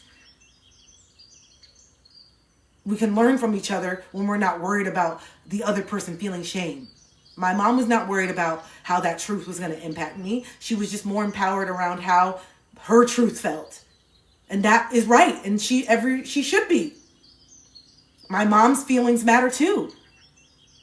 So if she's willing to hear me out, but she's just asking, hey, can you not talk to me so harshly? I'm really sensitive. And sometimes the way that you deliver the message, I check out because I feel like you're yelling at me. And I'm like, damn, you're right. You're right. I'm just passionate. And I think I'm still releasing some of this anger. So I'm sorry. I don't want to be projecting that on you because you are willing to hear me out. And so I need to take a second and not get to a place where I'm yelling at you because you don't deserve to be yelled at. We're having a conversation about something in the past and you're willing to hear me out. So I'm sorry, Mom. I'm sorry for yelling at you. I'm just still processing it clearly. So let me take some time. And then I'll take time and then I'll come back and I'll say, hey, thank you for telling me. I want to say sorry again. This is the point I was getting off and then trying to tell you. And then my mom says, thank you for telling me that. I'm sorry that I do that. And also just thank you for telling me in a nicer way. I really do want to hear you. You don't got to yell at me. I am listening. Even if I don't say anything right away, I am listening. And so my mom told me that. And so now I told me and I feel safe. And now I feel more safe with my mom to where I feel like I don't have to yell. You see, but it took me and my mom having these uncomfortable conversations to get to the point of safety within each other. And this is what's lacking a lot in our society. Difficulties are nothing more than opportunities in disguise. Absolutely. My dad always said there are no negatives or positives, only opportunities to learn. That's what he always said. There are no negatives or positives. You guys are just assigning these emotions to the events because of how they feel. But there's just feeling is a spectrum. It's not good or bad. It's just this particular experience produces an emotion that is on the lower end of the spectrum. But this particular experience produces an emotion that's on this side of the spectrum. Neither is better or worse. Both teach us something. Both are necessary. Both are beautiful. Both are a part of the human experience, but for some reason, we've been conditioned to think that it's only supposed to be this. Because I'll tell you why it's not for some reason. Because the people who have conditioned us know that if we never look at the low vibrational frequencies, we're never going to really be able to reach the high vibrational frequencies. So they constantly condition us to be scared of these low vibrationals, knowing that the low vibrational is where the intuition, the purpose, the new life, it all comes from those low frequencies because you have to understand why you're settling for a mediocre life in order to create an amazing life. You first have to understand why you've been settling for so long. All right, so those are the 3 cards that I'm going to pull for the collective. If you're on my IG, I'm going to hop off. If you want to move over to the Tickety Talk and you want to pull 3 cards or you want to pull 7 cards, I'm going to open the floor up for anyone who wants to do so. So if any of you guys have been wanting to do a little personal pick a card reading, I'm going to be opening that up now. It's $10 for 3 cards. She just gave you, I did. Oh, okay. Okay, that means that we're tapped in. You guys know I like to pull a few cards first just to see if I'm really tapped in with my audience, and I think that I am. Okay? All right, so IG, I love you guys. Danny, it's so good to see you. I'll see you on there, babe. Good to see you. Bye. All right, so those of you that are wanting 3 cards to be pulled, or if you want 7 cards to be pulled, the links are in my bio on how to pay. I have all 3, PayPal, Cash App, and Venmo. Also, gotta talk about my book. If you guys are really enjoying the content or what I'm saying, here is the Book of Uncomfortable Truths. All these little nuggets that I've been telling you to write down, a lot of them are in this book. This book was created as the awareness that some of us are lacking. And I created this because I was tired of being the elephant in the room, but I also wanted to allow people to pick up the truth when they're ready, because I recognized that I was forcing people to kind of see things that they weren't really ready to see. And I didn't like how that made me feel, because this is our own individual journey, and who am I to force somebody to be where they're not ready to be by delivering a truth that they didn't ask for. So I wrote a book and said, you know what? Now you can just buy the truth when you're ready, okay? I was trying to give it to you for free, and you didn't want it when I wanted to give it to you, so now you can buy it, damn it. All right? Now you can spend the coin and you can buy it. I was trying to give it to you for free, and you gave me an attitude. So you buy it when you're ready, okay? So yeah, I created this book, and it just pretty much has all the cliff notes of the healing that I've experienced the last 3 years, and the uncomfortableness that I've had to sit in and recognize in order to elevate. And I had to recognize that if you're going to elevate on this journey, you're going to have to get uncomfortable. Okay. I also created a journal to go deeper. This is the accountability and this is the action. This is always sold out. You can get it other places, but it's sold out on TikTok Shop right now.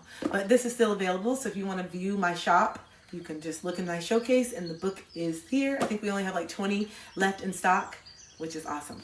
So thank you for those of you who have already purchased the book and supported me. I would love your feedback. Please leave a review on how the book is going, the journal. Please, please, please leave a review and a comment. That really, really helps if you are enjoying it. If you're not enjoying it, I would love the truth, because I'm creating 2 more for this series. So I really appreciate your feedback, so I can create an awesome product for you guys. Okay. All right. So let's do it. I feel like I just saw a payment come in. Who do we have? What's going on? We got Mia. Hi, Mia. How you doing? Oh, the way that my voice just went up. Just Mia, I feel like you have a very sweet energy. You are a very sweet person. Mia, you in here? Okay, I got you. Mia, you are very sweet energy. You're very kind. Let's see what your spirit guides want you to know. First and foremost, Mia, everyone just gets a message of the Cosmic Oracle. This is a new deck that I was recently gifted, and I really, really love it, and it has very inspiring messages. So aside from the 3 cards that I'm going to pull for you, I'm going to give you one of these. Spirit is guiding me to pull one of these for you first and foremost. There it is. All right. What does Mia need to know? Oh, stop pushing against what is. Align with it and move on. Okay, so this is setting the tone, Mia. There is something that you are resisting, and it says stop pushing against what is. So this is letting me know that there's something that you may be having a hard time radically accepting in your life. Maybe it's accepting who you are and how freaking amazing you are. Maybe you're having a hard time really grasping the fact that you're meant for something huge in this lifetime, and you're resisting that by not doing anything and second guessing yourself and second guessing your abilities. Maybe. I don't know. We'll see. What's going on with Mia? What's going on with Mia? What's going on with Mia? Okay, here we go. That came out really easy. Yeah. You are ready to raise your life force. You're at a point in your journey right now where you're at a crossroads, and you are wanting more of that zest for life. Okay, Mia, you're wanting that zest for life. And so your life force, that Aphrodite energy, that divine feminine energy is starting to knock on the door like, hello, it's time for you to really feel in a deep way, unapologetically. We are so tired of being stifled. We are so tired of pretending that we're not powerful. And we're also tired of pretending that our emotions are too much. That's what I just heard, Mia. You're so tired of it because you are so emotional, so sensitive, and that's one of the most beautiful things about you, but people can't handle you. And so instead of you watering yourself down, I need you to change environments, babe.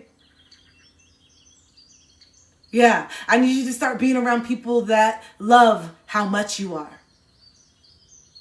Okay? Because you are very, very powerful, and those powers are starting to come in. And there's some people that have always felt like in competition with you, even people that you felt loved you the most. There's people that have always felt like you guys were competing when you were just being your natural self, but you didn't see how bright you shine. You didn't see how intimidating your light and your natural ability to just be loved and like other people. You don't see that as a superpower because that's just who you are. You are a bright light, Mia, is what I'm telling you. And it's time for you to stop pushing against that and resisting that. Align with who you are and start moving on. And those who don't align will stay here. Okay? Your life force is literally, your soul is at a point where your human self is like getting bombarded and bulldozed is what I'm saying. Your spirit is so strong and so tired of living in a low frequency that you are literally elevating faster than your avatar is ready for, is what I'm hearing. Okay? So this competition that people have felt, that's them. You're not in competition. There's only one of you, Mia. Okay? There's only one of you. All right?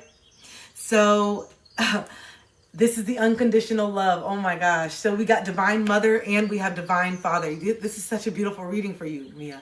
So new beginnings and unconditional love. So when you are starting to unconditionally love yourself, this is when the new beginnings are going to open. Because right now, the frequency that you were at of not feeling like you are worthy of certain things, that limits you to the opportunities. If you don't feel worthy, if you don't believe that you can do things, that cuts off a whole realm of possibilities because you don't believe that they're possible. So how can you manifest something that you truly don't believe in? And so now you're starting to recognize, wait, I am worthy of this. I do need to stop resisting. My life force is coming on. I am powerful. And I do need to start addressing some of these things with mom and dad. The unconditional love that I needed to feel more of, I have to give it to myself. And I also have to acknowledge and be vocal about where I needed more of it.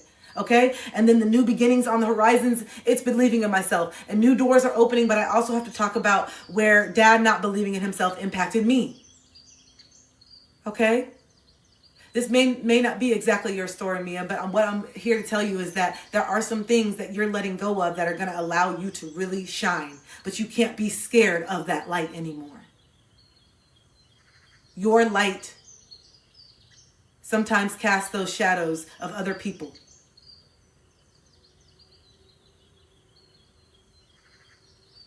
Okay? So yeah, the unconditional love towards self is the radical acceptance. Yeah, the radical acceptance, Mia. And it is scary radically accepting yourself because you've been conditioned not to. But this is where you got to bring it in because there's some parts that are scary. There's some parts that you have not liked. Okay? So it's time for you to unconditionally love it. What parts of you do you feel are hard to love? That's a question for you, Mia. What parts do you feel are hard to love? And how can we start to extend love to those parts? Okay? The new beginning starts with you deciding that you no longer want to show up in this disempowered way anymore. It literally is from one day to the next deciding that I'm going to start setting these boundaries. I'm going to start speaking my truth. I'm going to start doing things for me now. I'm going to start letting go of these family dynamics that are not serving me just because of some toxic loyalty. So the fear is real, but the fear is going to become less and less once you see how good it feels to actually honor yourself. Okay? All right, Mia, thank you so much. I hope that helped. I'm so excited to see where it is that you're going. There's going to be a lot of opportunities for you to step into your authenticity in the next couple months. And should you choose to use those opportunities to move forward, that's on you. Every decision that you make is either getting you further to where you want to be or keeping you stuck. And if you stay here, that just means there's some lessons and some low vibrational lessons that you still need to learn. That's up to you. I don't think that you still need to learn certain things. I think that there are things and cycles that you're ready to close out, but that fear is telling you otherwise. I think that you are ready, and I think that you're stronger than you realize. Okay? All right. I hope that you close out a pattern that you've needed to close out for a long time. It's not serving you, and there's bigger fish to fry. If that resonates, I don't know. There's bigger fish to fry. If it resonates, let me know. All right. You're welcome. You're welcome. So yeah, guys, we gotta start doing what it is. Look, we don't move it. Look what child here. Look.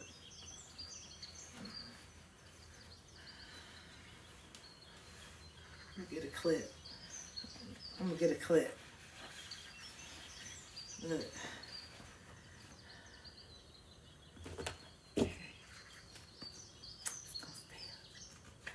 All right, I'm good. Yeah, the birds. But you guys, I can't tell you how liberating it feels to just be myself. I am so goofy and lighthearted and childish, and I love the fact that I can be that. Ginger! Okay, hold on. Dad literally just went ding, dong, ding. So funny. My dad's phone is wild. Keeps going off. Okay.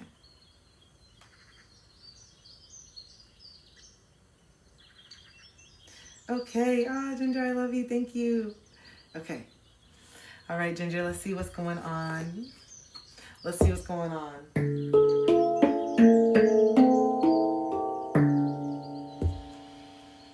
What's up? What's up with Ginger Spirit Guides? What are Ginger Spirit Guides, archangels?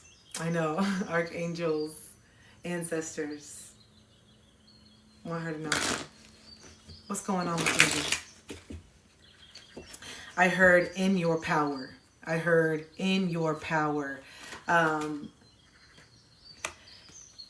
There has been a huge ascension leap that has happened with you recently, and I know that you feel it. I know that you feel it, and your ancestors, your spirit guides are letting you know that you are getting ready to be presented with some opportunities that you used to just dream about.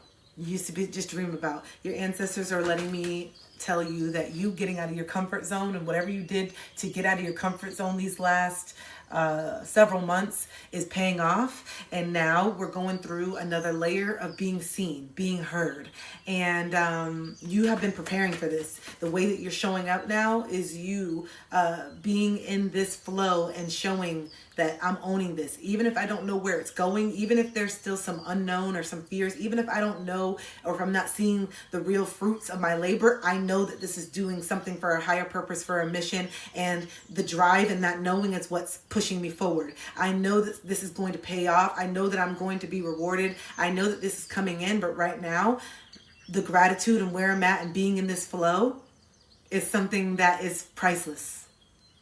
Wow. Yeah. It's something that it's priceless where you're at right now. And you know it. And you know that everything is aligning. And that trust is something that your ancestors are letting you know. Wow. Coming again. New beginnings. Divine Father. Dad. Okay. New beginnings. Divine Father. I told you opportunities are coming in now that you have gotten out of your comfort zone. The comfort zone that you were in was limiting. The comfort zone that you were in was limiting. But now that you are now that you have blasted through some huge shelf and you see how limitless this is and you see how tapped in you are, you're starting to believe more and more in your gifts and you're starting to believe more and more in yourself, you are creating new opportunities and possibilities for yourself, which is so beautiful. Also, I just heard Spirit said, you didn't pull her message of cosmic card. You didn't pull her card. So let me pull this card for you before we pull your last one. My dad has really been coming through. I never met him. Wow. Divine Father, new beginnings. Definitely has been with you. For sure. Sometimes, Ginger, and you're gonna know what this means. Sometimes, often the messages that we give other people are for ourselves. And so the message the other day that you were giving from me was also for you.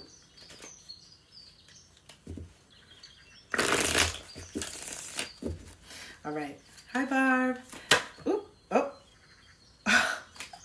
Wow, this came out really quick. And did I not say that you just went through a huge ascension leap? Well, say goodbye to your past and leave the baggage behind for good. So whatever it is that you are ascending from, whatever fears, whatever the beliefs or the garbage, the baggage is, I don't believe in myself. The baggage is, I'm not enough. The baggage is like the fear of being misunderstood. That's all the baggage that you're leaving now, Ginger. And so now you are really opening this new beginning. You're saying goodbye. I mean, how more in alignment could it be? New beginnings and say goodbye. I mean, for something to begin, something has to end. Okay? And so what's ending is the lack of belief in yourself. What's ending is for your need of people to understand you and like you. You used to have such a wound around that worthiness of wanting people to like you and understanding you. But you've always been so tapped in as a child.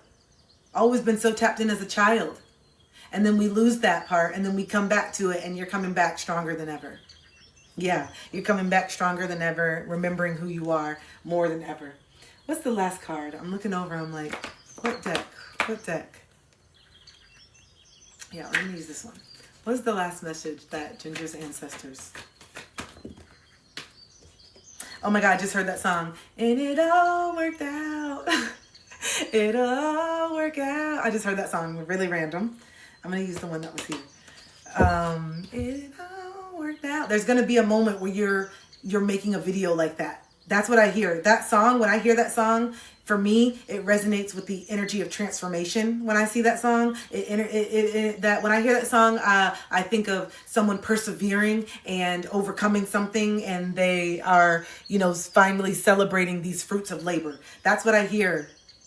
Really? That's what I hear when I hear that song. Okay. And so I just heard it'll all work out. And you're going to have this moment of being able to really come full circle in your testimony where what you know in that 5D is going to be pulled down into the 3D. And you're going to have these tangible things to say, wow, here is it. Here it is, the belief. I knew that it was coming. It wasn't a matter of if, just when. And the time is now. Okay, so the last card that came out is discipline. And this is something that you're already in. Discipline is the highest energy of self-love. Staying disciplined and staying true to the things that you know are good for you, that you need to do. Staying disciplined to your beliefs. Staying disciplined to your authenticity. The discipline is going to be the biggest game changer, and you already see it. You have entered into a new level of self-love. Therefore, you are more disciplined in your craft and what you're doing. And you can tell that it's strengthening your results, your courage, your confidence is coming online more and more because you are being disciplined. I can tell and you can tell. You are more confident in your gifts. You are more confident in your abilities. You are more confident in the unknown because of the discipline. And you doing what you're supposed to do and being of service. You are being rewarded. I love it. I love this for you. So say goodbye, new beginnings, new doors opening, and there's going to be a new level of comfort. You had to leave a comfort zone, but you're going to have a new level of comfort. And that's how it happens. We keep peeling back these layers and then we get uncomfortable, right? We go deeper within ourselves and we get uncomfortable. Then when we sit here for a while and we learn to find the comfort and we start to nurture and show compassion for this part of ourselves, then this becomes the new comfort zone. And then we elevate again when we peel back the layers. And this is uncomfortable for a little bit until we sit here for a second and we sit here and we own it and we do it. And then it becomes a comfort zone. And then, you see what I'm saying? It just keeps going and going and going. And then before you know it, this high ass frequency that you're at now is the new comfort zone, which is the empowered 5D self. You are constantly just chipping away at the 3D. So much so that you're going to be on a frequency that a lot of people are not going to resonate with. And therefore, that's why you're doing what you're doing. And this is why you're using your gifts to help people tap in so that they can. Oh, I love it. I hope this helps, babe. Your ancestors are so proud of you. I'm hearing like you completed a cycle. There's something that you just need to just chill now. Just let things flow and unfold. You've done a lot of work. You're doing a lot of work. You don't need to work harder right now. Just chill and let the opportunities come to you. Okay? You don't have to keep working and amping it up. If you're feeling tired, if you're feeling like you need to rest, honor that. You're paving the way. Okay? Opportunities are coming in 2025. I'm excited for you.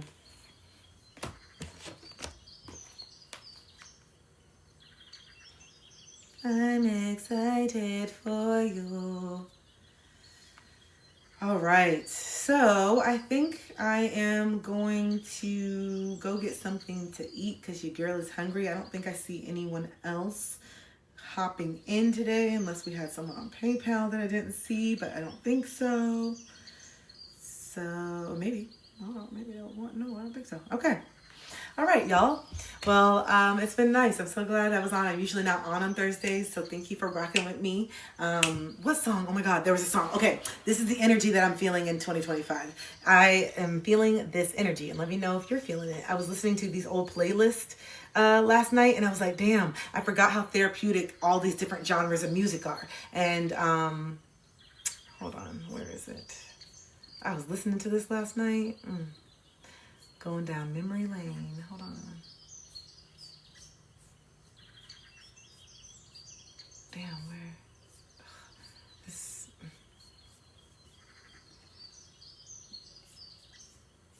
Playlist. Where's playlist on here, Ruth?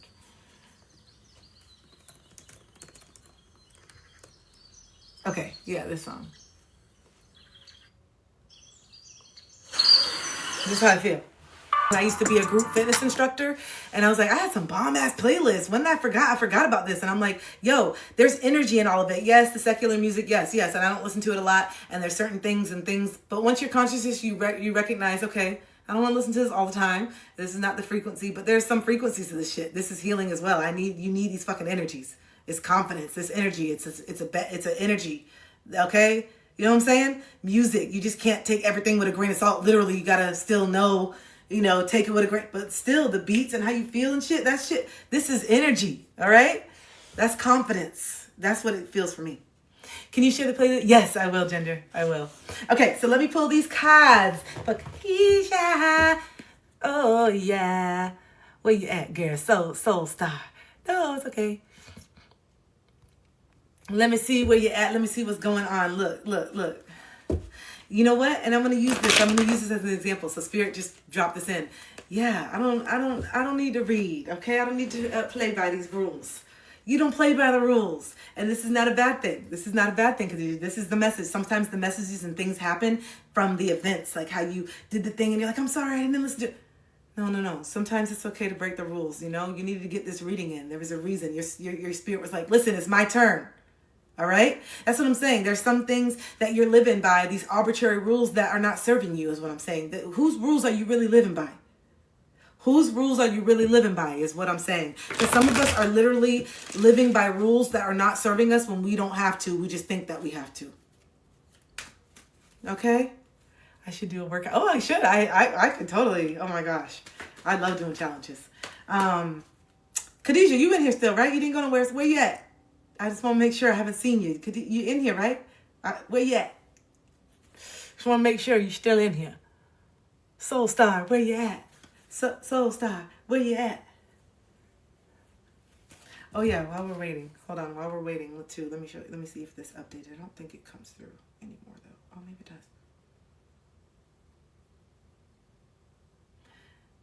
does. Soul Star, are you in here?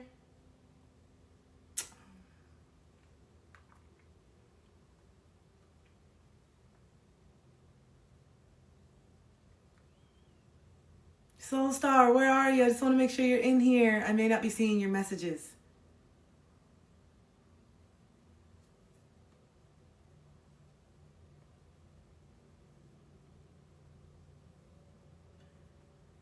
But while we're waiting, I wanted to show you guys. Look, these are the candles that I made for my family yesterday. My new tradition. So, aren't they so cute? Lemongrass and Palo Santo and bergamot and rosemary, and lavender. Yeah, and I made them all by myself, and it didn't take me that long, and I put the little intentions, and I put all the stuff in it, and it came out so fun. And so this is what I want to do. I want to do candle kits, and I put all the essential oils. It was so fun, you guys. Now I'm going to be making candles. So now my whole thing is I want to go to every thrift store. I want to go to every Goodwill, every Salvation Army, and I want to find all different types of cool, different glass, all different types of containers. Everything can be a candle container now in my eyes. And so I want to find everything that I can make. And so I want to repurpose it. And one of the best things about this, don't judge me either. Okay. When I tell you this, don't be judging me. One of the best things about this is these glass jars are all of my eighths that I bought over the past couple months. Yes, couple months. Don't be judging me. Okay, listen. So all these little jars are the glass jars that I got from the dispensary. And then I washed off the labels and repurposed them. So the candles are the eighths. Don't judge me, bitch. Yes, it's a lot of eighths. Don't judge me. Okay. So these are all the jars. So I repurposed it. So that's what makes me feel the most excited is that I repurposed it.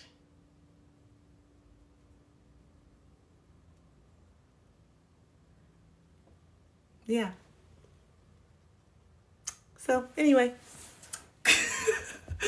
Oh, my mom was like, oh, that's so cute. Where'd you get these little jars? I'm like, I smoked it. And then that's it. So, yep. Oh, she's like, oh, it's just rosemary on top, or what is this on top? She didn't do that. But if I was making a cartoon, that's what I put. But my mom didn't do that. I don't want to lie.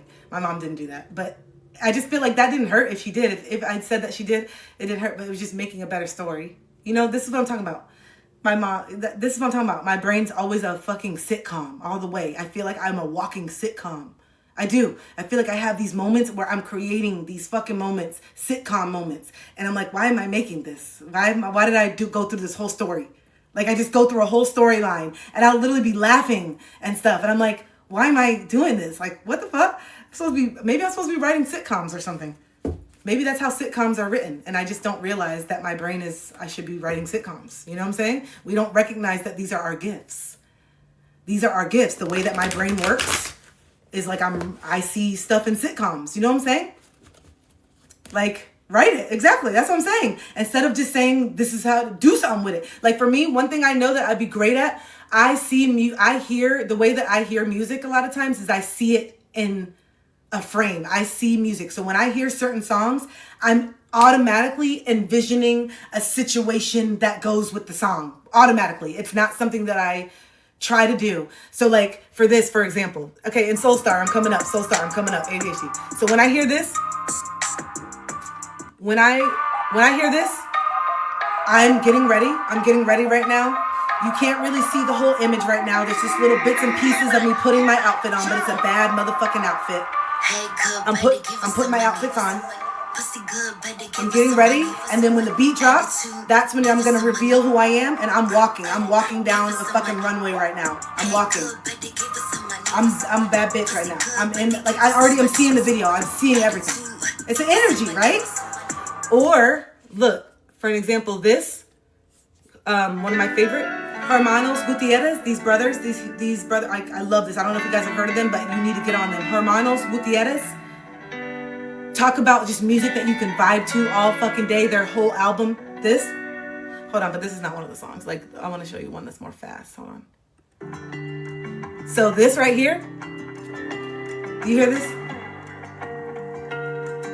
This is traveling.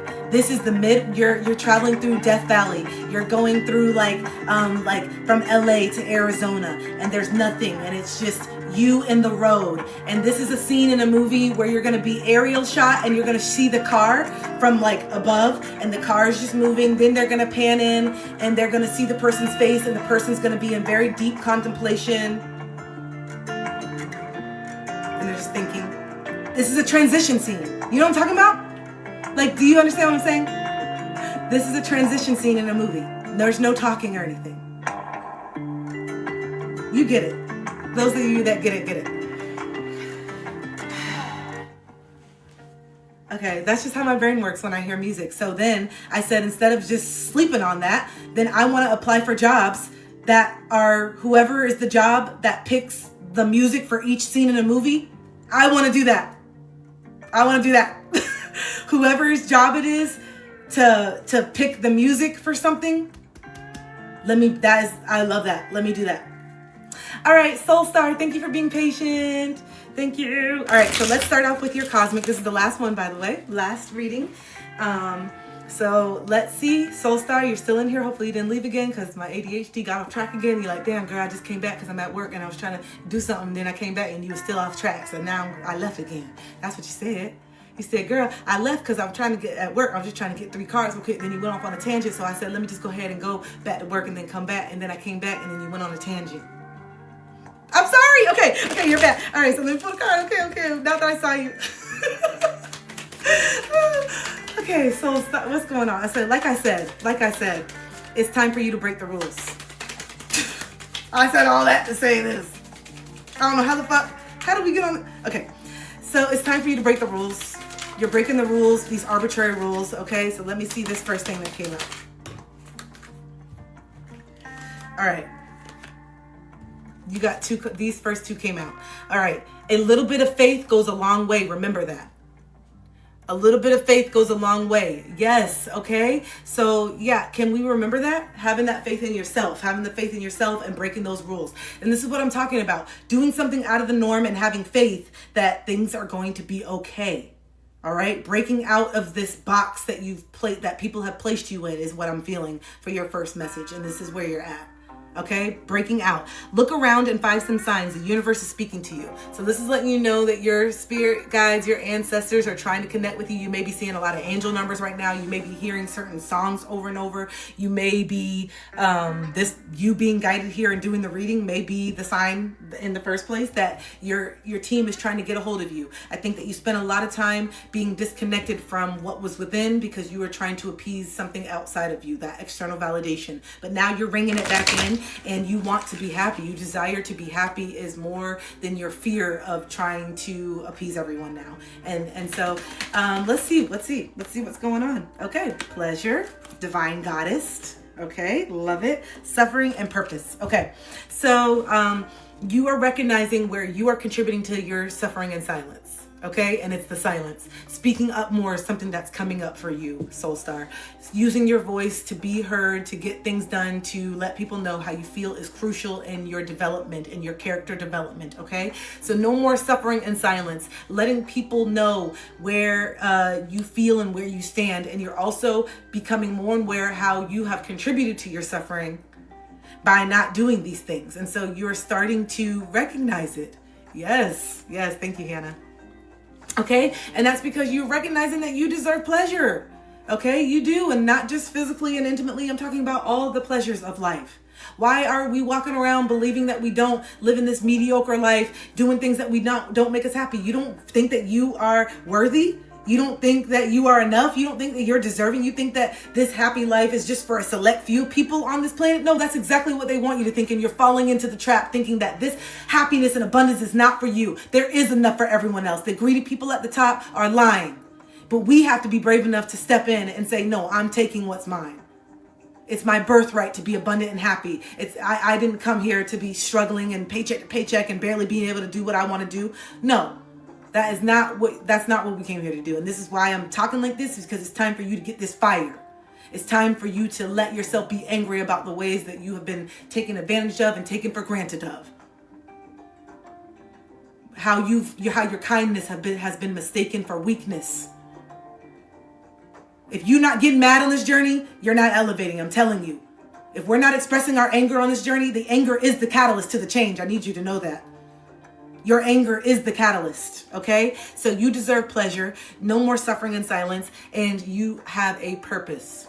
You have a much bigger purpose, okay? Master teacher is something that's coming up. Being of service, sharing your story, helping others, being a safe space, showing other people what it's like to be themselves by being yourself.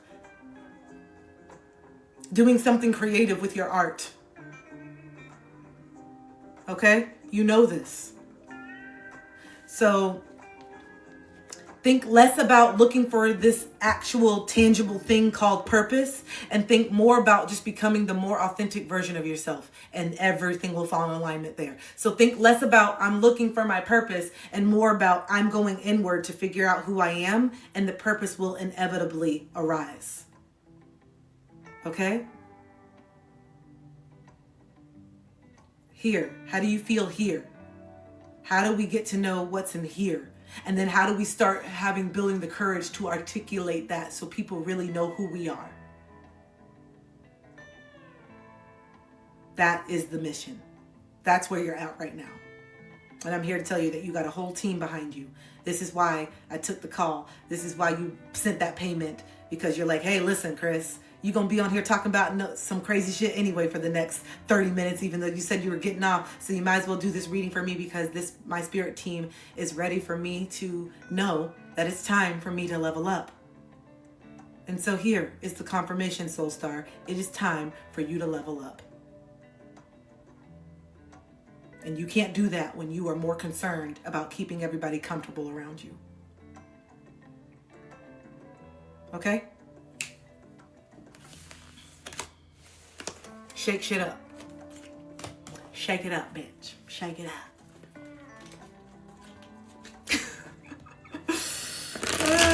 All right, y'all. That is my time. I cannot wait to chat with some of you guys later on our one-on-one calls. Don't forget, I have a 3-month group container that starts January 11th. I am extending the sign-up date until the end of the first week in January, which I believe is January 5th, I believe. 1 second. Yeah, so I'm extending the sign-up until, January 6th. January 6th. So those of you that are still interested in signing up for my 3-month container, if what I'm talking about, the shadow work, is something that you're interested in, go ahead and click the link in my bio and sign up for the free discovery call. On that call, we also may decide that instead of doing 3-month group container, a one-on-one inner child 5-week container may be better for you. So just know that there's other options. So if you have been wanting to work with me one-on-one or get into one of my programs, this is the second Emerge, and it is available. I have payment plans available. I am flexible. You don't have to pay the whole thing up front. I'm flexible with you guys. If this is something that you really, truly want to do, then we'll do it. Also, I'll be getting back to some of you guys that I have talked to about scholarships and all those things. So thank you for being patient. What else? My book. Starting book club in January. Those of you that have my book, we will be doing a book club. So if you find it an uncomfortable truth that you really want to go deeper in, think of the book club as a 90-minute group therapy session to really talk and start to go over things. So lots of stuff happening in January, and I'm very excited to share it with you. And I think that is all for the announcement today. Make sure that you're following me on Instagram and YouTube, please. The link is in my bio. I have a podcast. The new season will be coming out in January as well. January is just going to be popping, all right? So I love you guys. I will see you possibly tomorrow. Yeah, possibly tomorrow. I know Friday is usually a day that I go, but my grandfather's coming in town, so I may see you guys tomorrow. If not, I'll definitely